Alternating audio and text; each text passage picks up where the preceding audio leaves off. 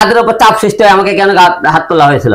তখন ওরা বলছে বিএনপির বিরুদ্ধে মামলা দেওয়ার কথা বলেছিল এই কারণে, না হলে ছাড়া আমার পরিবারের ক্ষতি করবে, আমার ব্যবসা বসতে বন্ধ করবে, আমাকে বিভিন্ন মামলা দিয়ে তারা করবে, সবকিছু তারাই দেখছে। আপনারা ডিবিতে আমাকে নিয়ে গেছে, ডিবির গাড়িতে তারা আমাকে কোর্টে পাঠাইছে, তাদের উকিল দিয়ে কিন্তু আমাকে কাজ করাইছে, আমার কিন্তু উকিল ছিল না, সেরকম ডিবি ওদেরই উকিল ছিল, সম্পূর্ণ কিন্তু সবকিছু ওরাই করছে, আমি করিনি।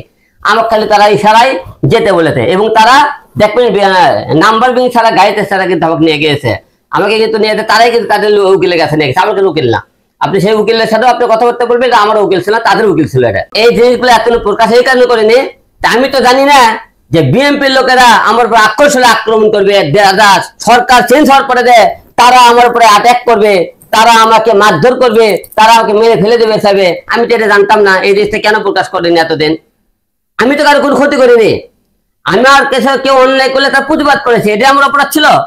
তাহলে আজকে এই যে ছাত্র আন্দোলনের মধ্যে আমি কিছু করিনি, আজকে বিএনপিরা বড় বড় কথা বলতেছে, অন্যান্য দল রাজনীতি আরো যে করে দল আছে বড় বড় কথাবার্তা বলেছে, তার 15 বছরে রাজনীতি করে এত কিছু করে সরকার পতন করতে পারেনি।